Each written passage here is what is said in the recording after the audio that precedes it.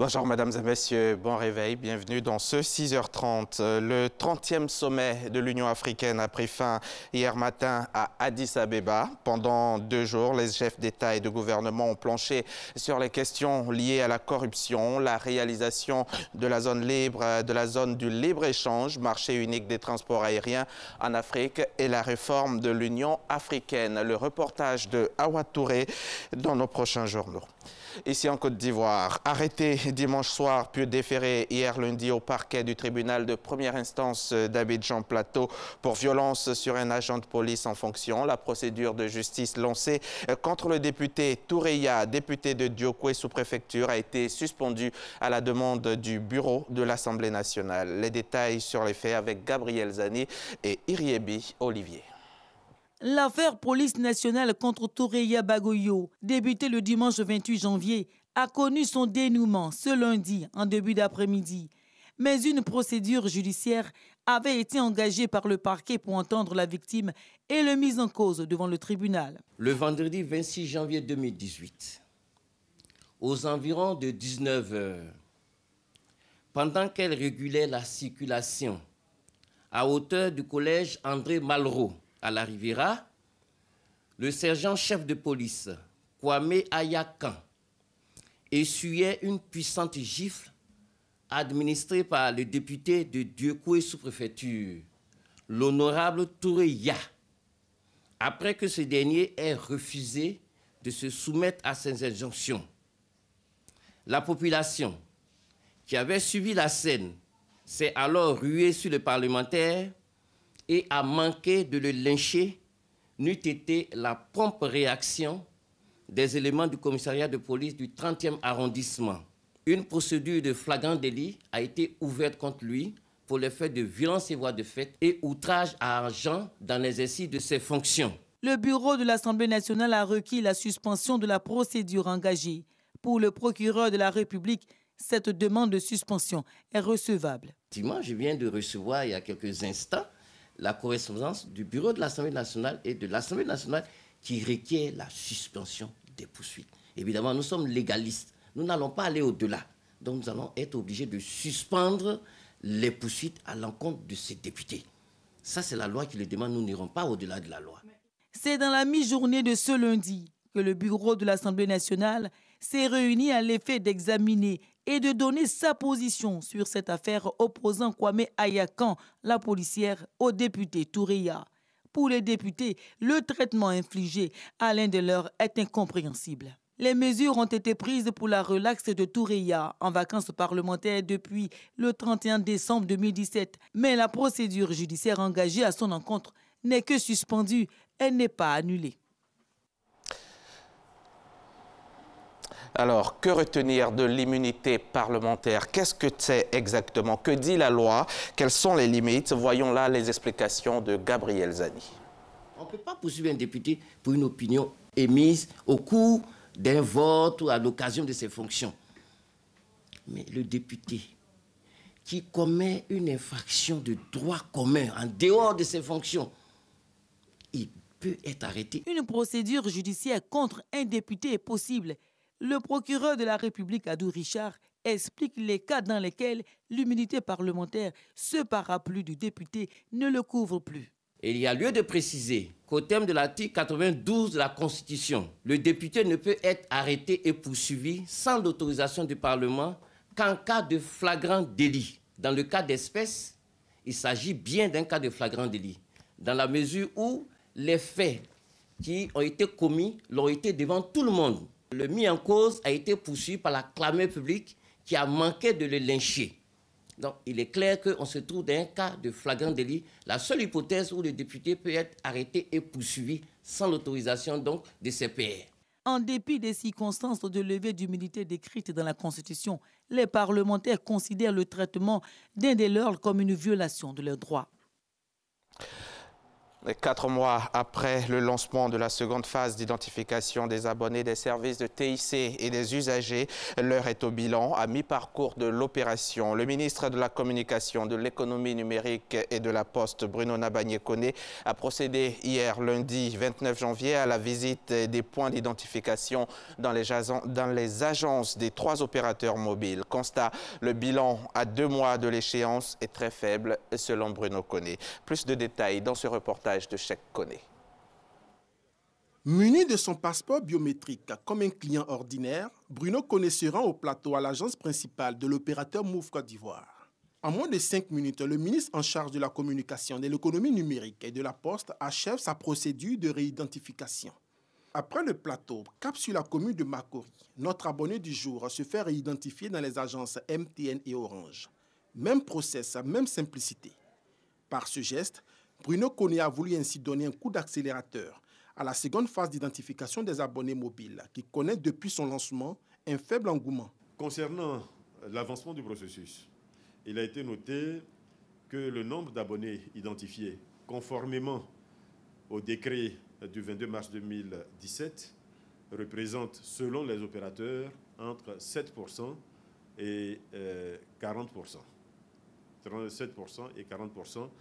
Ce qui est, vous en convenez, très faible. Surtout que nous ne sommes plus qu'à 2 mois de la fin de cette opération. Et à ce jour, il n'y a aucune raison que ce délai-là soit prorogé.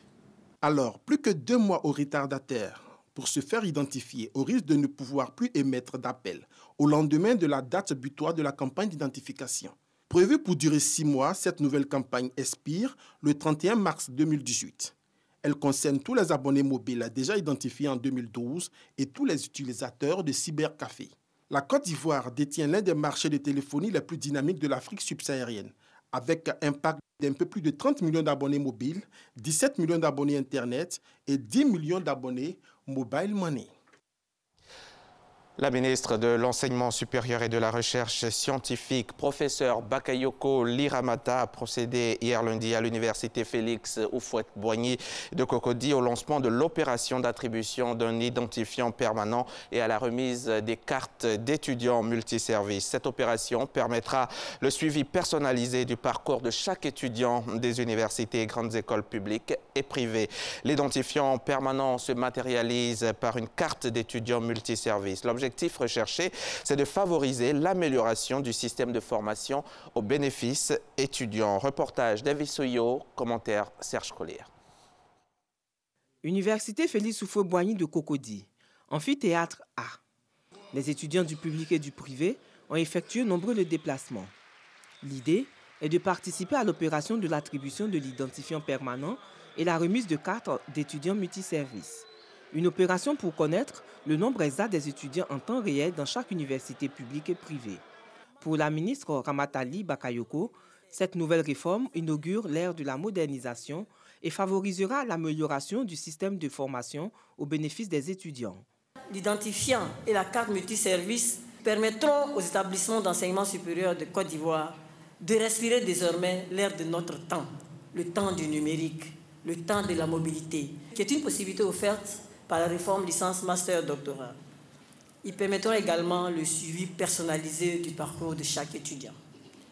Cette carte, qui est la même au niveau national, est une carte visa internationale qui développera pour les étudiants un ensemble de services. La nouvelle carte estudiantine possède des caractéristiques particulières. Nous avons développé un ensemble de services autour de cette carte, donc qui permettra par exemple à l'étudiant de recevoir du soutien familial sur ces cartes, d'utiliser la carte pour faire des achats, par exemple de cours en ligne, d'utiliser cette carte comme une carte de transport, pour le transport en commun, d'utiliser cette carte pour avoir accès, n'est-ce pas, à la bibliothèque numérique, aux ressources numériques qui vont être mises à disposition de l'ensemble des étudiants.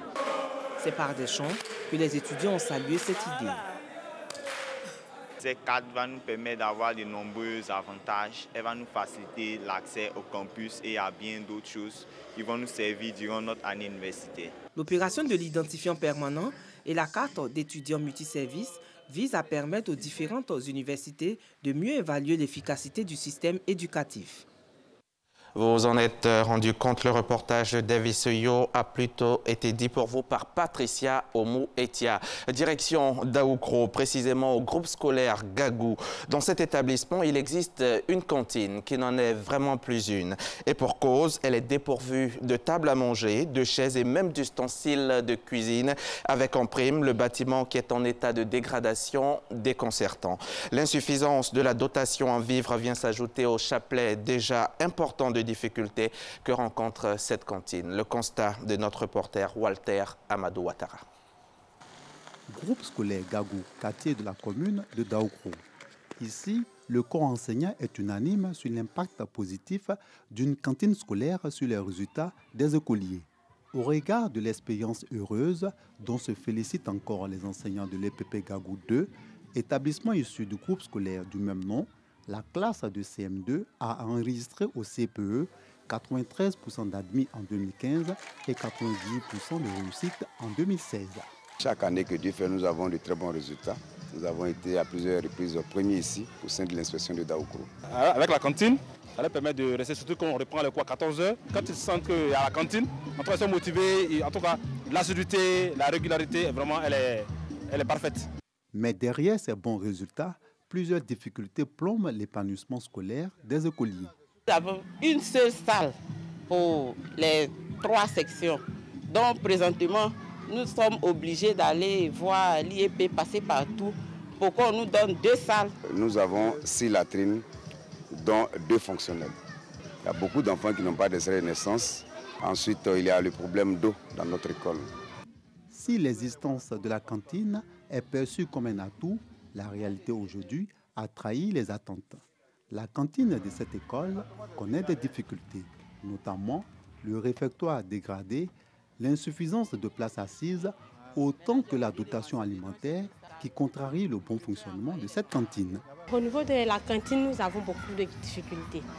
Non seulement la cantine ne fonctionne pas normalement comme il se doit. Depuis 3 ans, on reçoit des vivres de 18 jours dans l'année. Et vous voyez, notre réfectoire, il n'y a pas de porte, il n'y a rien. Nous avons une cantine qui prend pratiquement 600 enfants par jour.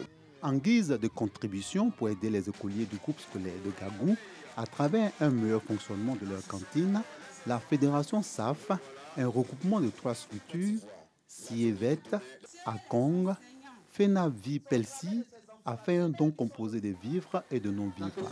5 millions de francs CFA, c'est le montant total de ce don. Marraine de cette remise, Sa Majesté Kouman Tamia, reine du Zanzan, a invité d'autres bonnes volontés à en faire autant. Nous allons solliciter aussi d'autres partenaires pour leur permettre de comprendre les besoins, leur témoigner l'engagement des autorités locales qui sont au niveau de Rufou, qui veulent bien que nous aussi nous venons partager notre joie avec ces élèves. Les enfants avaient vraiment besoin, parce que sur 9 mois, ils n'ont que 18 jours pour manger. Mais si maman vient compléter au moins quelques jours, ça ne nous fait que plaisir. Le groupe scolaire Gagou de Daoukro regroupe 5 établissements, dont une école maternelle, avec un effectif d'environ 1200 écoliers. Des écoliers pour qui les problèmes que la cantine connaît restent préjudiciables. Depuis un certain temps, les populations de Daloa subissent les actions des bandits de grand chemin. Les éléments de la police du 1er arrondissement de la ville ont mis fin à la cavale de 3 présumés braqueurs qui auraient longtemps semé le trouble dans la région du Haut-Sassandra. Leur spécialité, braquer les opérateurs économiques à la sortie des banques. La correspondance de Ngana Konaté.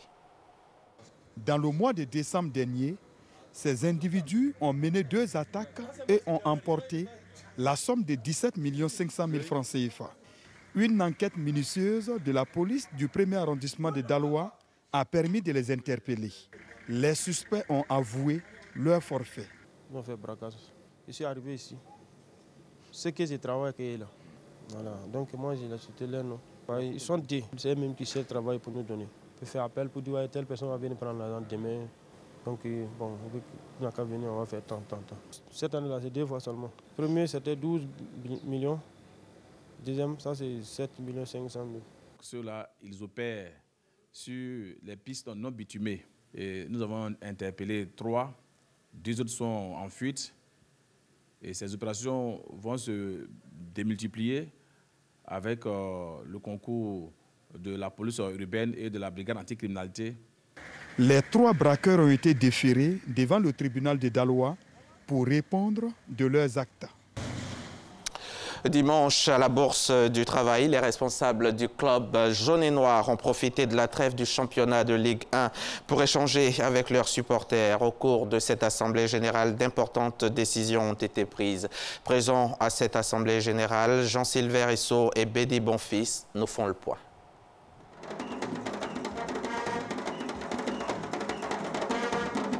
Cinq points d'échange étaient à l'ordre du jour.